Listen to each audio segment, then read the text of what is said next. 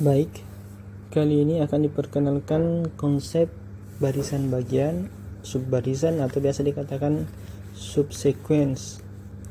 Definisinya yaitu misalnya kita diberikan suatu barisan bilangan real xn dan barisan bilangan asli yang naik tegas n1 kurang dari n2. Naik tegas maksudnya n1 kurang dari n2 kurang dari n3 kurang dari seterusnya kurang dari nk dan kurang dari seterusnya. Maka barisan XNK XNK berarti kan diambil dari SN, indesnya saja NK bilangan asli juga, yaitu XN1, XN2, XN3, dan seterusnya.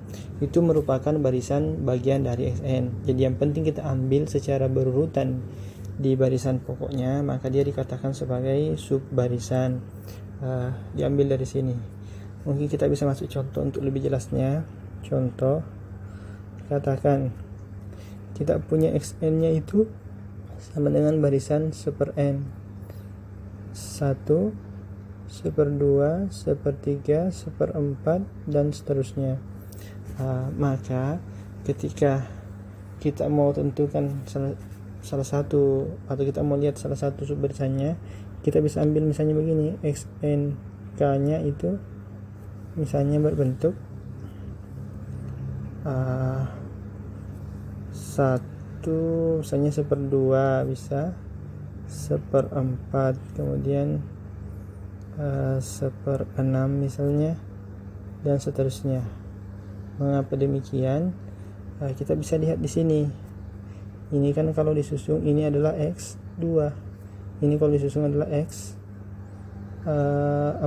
ini kalau disusun x6 dan seterusnya. Berarti kita bisa lihat bahwa bentuk di atas bisa dihubungkan. N1 nya adalah 2, N2 nya adalah 4, N3 nya adalah 6. Jadi secara umum kita bisa katakan NK nya adalah 2. Ya, kita bisa katakan di sini 2K. Seperti itu modelnya. Jadi ini contoh subbarisannya. Tapi kalau misalnya kita, ini yang pertama, salah satu contoh subbarisannya. Yang kedua, misalnya kita ambil misalnya XNK nya itu bentuknya seperti ini, atau jangan kita namakan XNK, misalnya kita ambil barisan seperti ini, 1/4, 1/6, 1/8. Di sini tiba-tiba ada 1/2 dan seterusnya. Jika diambil seperti ini bukan barisan bagian. Mengapa? Dari xn, mengapa bukan? Bisa dilihat sebab di sini ini adalah n-nya sama dengan di sini berapa? N-nya ini sama dengan n2. N-nya sama dengan 2. Di sini padahal n-nya sama dengan, di sini 8, itu berapa? N-nya sama dengan 8. Jadi barisan n-nya tidak naik tegas, maka dia bukan subbarisan. Jadi intinya itu pertahankan urutannya untuk menjadi subbarisan. Tapi dari sisi pola itu tidak ada masalah. Jadi sebenarnya bisa juga seperti ini.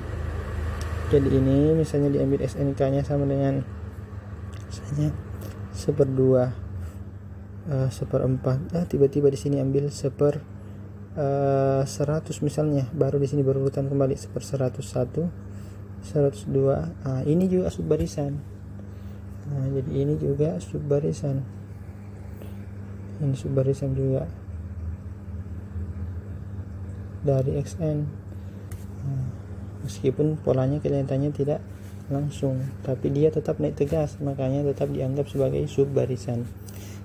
Kemudian dari sini bisa kita lihat, atau kita bisa hubungkan dengan konsep ekor barisan yang sebelumnya pernah dipelajari, dengan mengambil sini kita bisa hubungkan dengan konsep ekor barisan. Maka dengan mengambil N1 nya sama dengan M tambah 1, N2 nya sama dengan M tambah 2, N3 nya sama dengan M tambah 3, dan seterusnya. Maka ini kan berarti NK nya itu berarti adalah pasti kurang dari NK tambah 1 untuk setiap K elemen asli. Artinya apa? Berarti naik tegas. Maka bisa kita langsung katakan XM itu dalam hal ini adalah ekor ke M.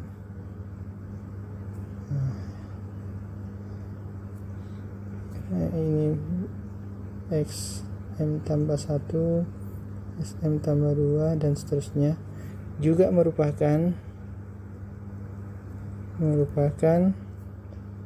barisan bagian